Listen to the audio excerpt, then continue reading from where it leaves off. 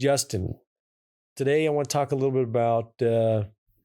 more about real estate investing. Mm-hmm. We've been really fortunate that we have been able to produce an income that is certainly exceeds our expenses and our needs. Yeah.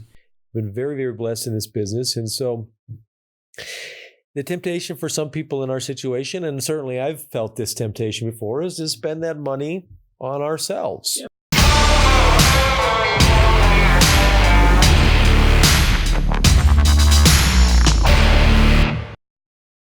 Yeah, when it piles up, you get a little antsy. I don't know why. You just want to go out and spend it on something. Well, Dad used to say, you got money burning a hole in your pocket.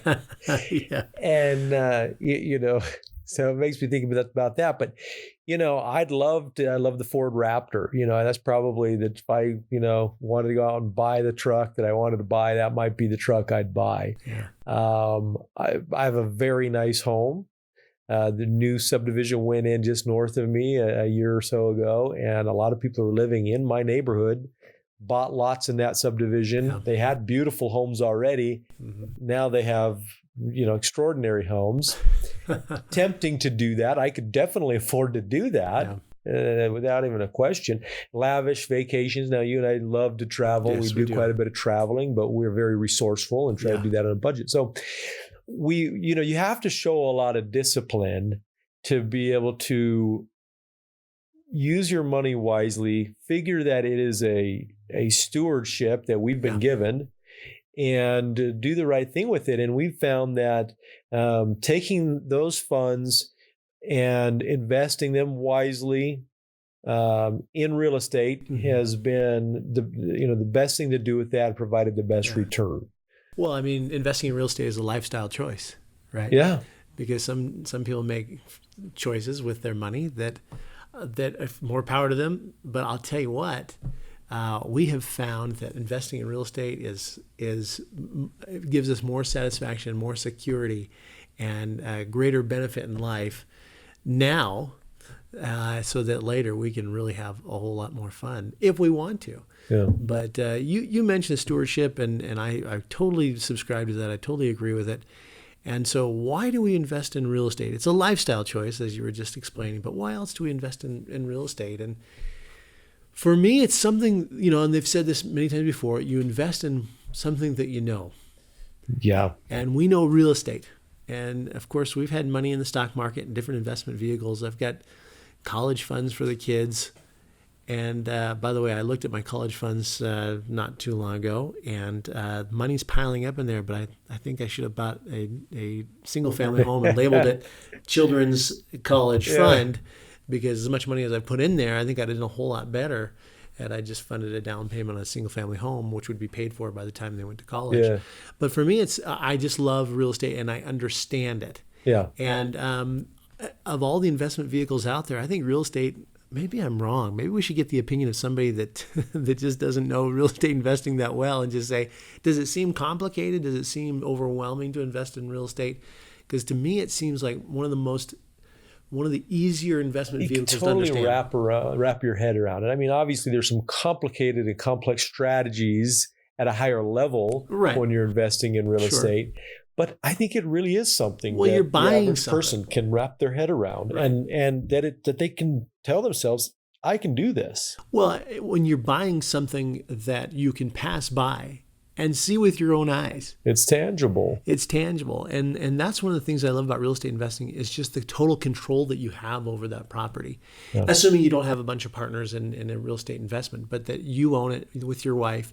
Jared and I own a lot of real estate together. So we're real estate partners. But with no outside influence, with not a bunch of partners, you really have control over this property. You can remodel it. You can choose who to rent to, how much you want to rent it for. You could put family in there to serve a great need or a purpose there. It does not disappear. Can you just imagine investing in some company that goes bankrupt and is out of business, and you just lost $50,000-$60,000. Yeah. I mean, Unbelievable. I was just listening this morning, and I haven't verified this, but Netflix lost something like $100 billion in value just because their net subscribers for the last quarter was way down. Wow. And so these are stock values. And so, you don't have a lot of control on whether or not there was a drought somewhere in Asia, or there's some conflict somewhere in some parts of the world, or there's some sort of problem on Wall Street. Those things are way out of your control. And so we're not saying that investing in the stock market is wrong or right. It's just for us. We should have done more of it, but we didn't. And we were fine with that. This is just, we understand real estate. We're obviously in the business, as you said. But I really think we could take anybody, and we have taken a lot of clients from not knowing much or anything about real estate, instilling them in them a desire to invest in real estate and giving them reasons to invest in real estate, and turn them into real estate investors. Yeah, and they've done really well. And I think we could do that with anybody that has that desire. So I love that. Control over this asset. Well, and the other thought that I just had is, there's things that can go wrong when you own a piece of real estate. There could be a fire, there could be some slip and fall, there could be some kind of damage done to the property, but it's an investment that you can insure against those kinds of events for not a whole lot of money. I mean, we have policies on a $350,000 home, whatever, where the insurance for a year is maybe $800. Less than that, usually $500, $600. So we can insure against those calamities, I suppose. And even if a property were to burn down and you had no insurance on it, what do you have left? We have the land still. The real property. So that would still be a sad situation. Always get insurance. We're big believers in insurance. Yeah, we are. I'm just saying there's never a moment where that property isn't worth something. Yeah. It cannot disappear. Yeah. And sometimes you don't have control over, a pioneer crossing being built in your backyard, or tracks or something like that. Could devalue the property. But things that could devalue the property. But, it's pretty rare. I mean, I think real estate is really a safe investment. Well, it's a safe investment. And then back to that usability. This is the nutso part of me. If something crazy were to happen, at least you've got a piece of real estate. You could house a family member that's going through some hard times. I mean, you could put multiple people in there and give them a roof over the head. You could grow a garden. I mean, you could store ammunition. You could store, I mean, that's the nutty part of me. But like I say, you are buying a physical, tangible asset, not investing thousands of dollars and that could be just lost in a heartbeat. So that's what I love. I love the total control over a piece of real estate. Why else do we invest in real estate? Let's move on to a different. Well, I think one of the most powerful things is the principle of leverage. We want to be conservative on how much money we're borrowing, and we like to have good equity positions in our property. We're not suggesting you'll leverage everything to the hilt. We never have. We've always posted good down payments. So this is important, but it's a pretty powerful concept when you take a $100,000 property, for example. And again, you're not going to buy a $100,000 home or condo anywhere here in Utah County or along the Wasatch Front. But for simplicity's sake, you'd put 20% down, so about $20,000. We have had some phenomenal growth and appreciation in the last few years here, but let's say a year goes by and that house is now worth $110,000. Well, you've just made 50% return on your money, on your cash. Your investment was the $20,000. Yeah. And you use somebody else's money. Yeah, you use somebody else's money. Now, let's say you bought that home for $100,000. You paid cash for it. You didn't involve a bank. You didn't get any kind of lending on it.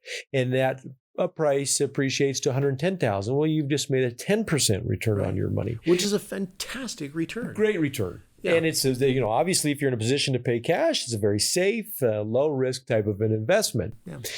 But a 50% return is a lot better than 10%. Right. And the nice thing is then you can take, if you had $100,000, well, you could post a 20% down payment on 5 homes that are worth $100,000. So in that same year, you've now made a $50,000 increase in value, or if you assumed you bought 5 homes, right?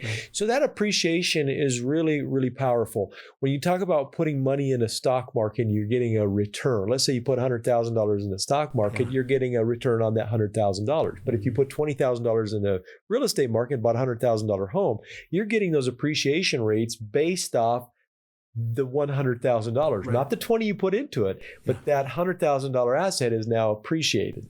So it's very powerful when you start looking at how leverage can really increase your net worth. Yeah, your equity position on these. I mean, obviously, if you pay cash for a property, you get immediate cash flow and great cash flow.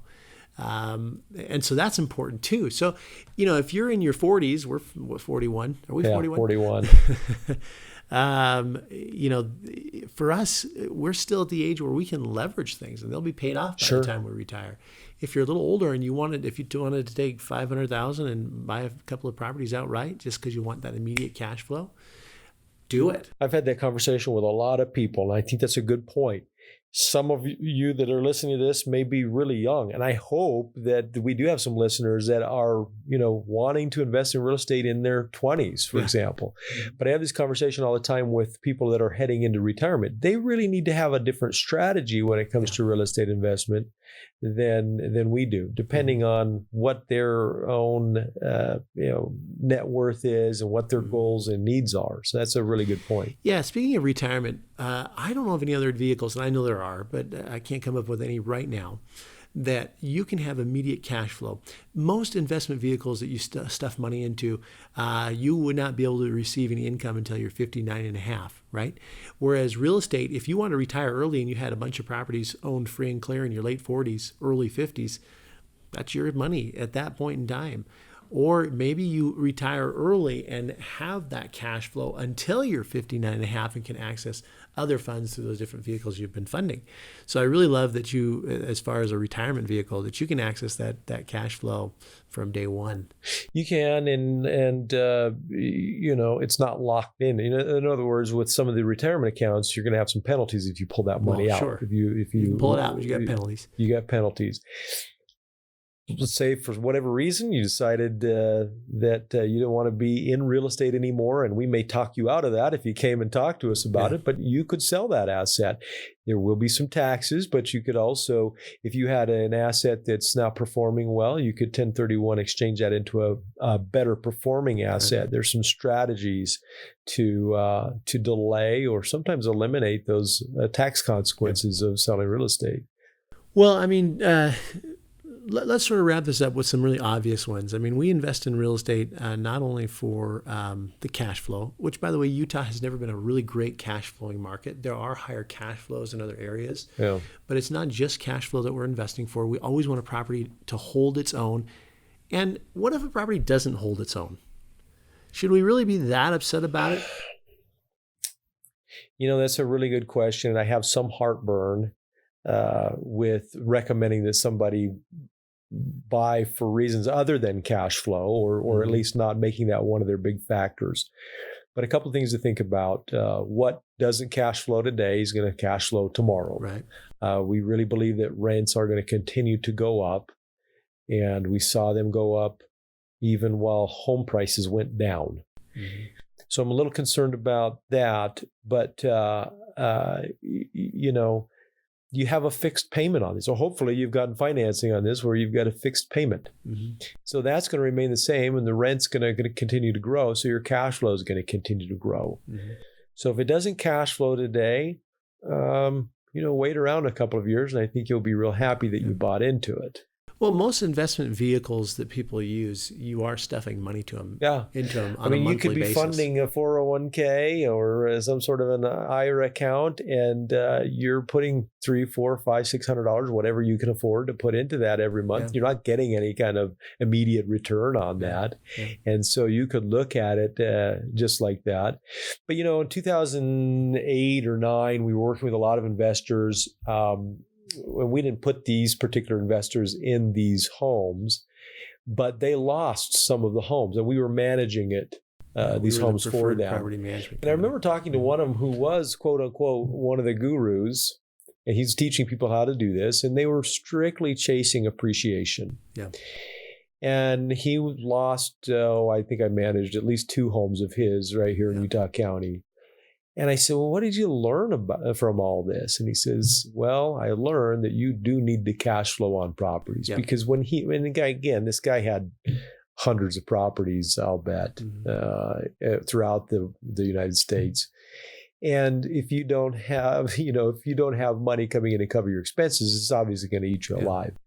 So, but we certainly want to see you cash flow, but if there's a right deal, Justin and I will invest in that, maybe for appreciation reasons or the opportunity to inject some appreciation in that, or some speculation. I mean, we're really careful to speculate, but if we know that's an up and coming area, and there's some really exciting things coming in the area, maybe it's transportation wise, or maybe there's some employment coming in, then we may speculate a bit on a purchase. But ultimately, we want the property to hold its own. It should. And that you don't feed it, and that maybe you do have a little bit of cash flow. And by the way, if you have a little bit of cash flow, $100, $200, that's not going to bless your life in any way. You just either save for another down payment or attack build up your reserve and then save up for another down payment on the property. Or you can attack the principal portion. So we invest for cash flow.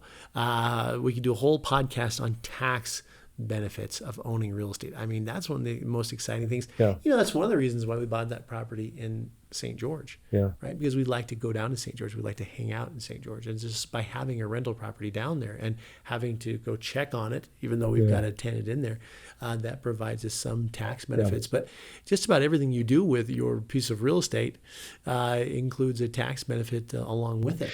Well, there's some really great depreciation that you can take advantage of on your properties. I mean, you are depreciating these properties for tax reasons over a 27.5-year period. Right. And so you're dividing the value of that property, that asset, by 27.5, and you're able to take that as a deduction. Now, there's been some there's some accelerated strategies in real estate, especially commercial real estate, where you can take a larger portion of depreciation every year, and it really adds up, especially with the amount of properties that you and I have. We are lowering our tax liability by quite a bit every year because of those depreciation write-offs. So that's a really powerful thing. And that's why people that are, mega wealthy, they're not paying as much taxes as maybe somebody that's working because they're able to write so much off in depreciation expenses. It's a really powerful reason to invest in real estate. And quite frankly, if you're a high income producer and you don't have a lot of write-offs, you need to be in real estate because of the tax benefits of real estate. And after all is said and done, these real estate investments, this rental property is funded entirely by the tenant. Yeah. And so when we talk about getting the cash flow and we talk about the principal reduction, because that happens on a monthly basis, it's a big piggy bank, that rental property is. And the tenants ultimately are the ones that are stuffing money into your piggy bank. That's what's so powerful about it. You can't just buy a property and let it sit there vacant. You might have some appreciation there, and you could have some tax benefits there, but there's a lot more involved in that rental property, and it starts with getting a really great tenant in there, and that's where property management comes in. Right? Got to have a good property management team behind you to invest in real estate. We make it easy to invest in real estate. And that's why people don't invest, I think, in real estate, because it looks hard. People complain about the landlord complains about the calls of the leaky toilets, and we use that all the time. But the reality is you don't have to deal with any of that stuff. Yeah, it's true. And I think we could, I want to put out some content to help the people who are landlords themselves to not be so discouraged, maybe provide them with some tools and some education on how they could maybe more effectively do it themselves. But ultimately what we want to do is teach people to be real estate investors and not be landlords. Right. Landlording is a totally different set of duties and activities than a real estate investor. And landlording is low payout. Investing is a much higher payout. And so we really want to help people transition from landlording into investing. So I'd like to put out some more content there, but I think this is a pretty good place to wrap up. We just I'm just so stoked that we have invested in real estate over the years. It has not been easy at times. And there's this temptation to maybe elevate our lifestyle. Right. I mean, there are things that I'd love to be able to treat my wife to, that she and I have decided that, hey, it's more important to build up our real estate portfolio. But Justin and I have really been disciplined to sort of live on the same income that we've been living on for, When are you a gonna give me couple of decades. When are you going to give me a raise, Do Jared? you want a raise? No, I just go spending on stuff I don't need. That's the thing. You give yourself a raise, and we start spending on things that we really don't need, that aren't going to benefit us in the future, allow us to retire early, and be able to pass on that wealth to our kids, to our posterity. So, again, if you're interested in learning about real estate investing, really for free, because we're just an open book. We're just that generous. We're not these guys, putting teaser content out there and trying to attract people to buy into their systems and that kind of stuff. Justin and I heard is to be consultants, and obviously we're going to make money along the way with you and helping you go through this process. And so that's what we're in it for. But we're here to help out. So contact us. Happy to interact with you. Justin, any closing remarks? No, invest in real estate. You should have done it yesterday. Should have done it yesterday. Let's do it. Let's jump in. All right.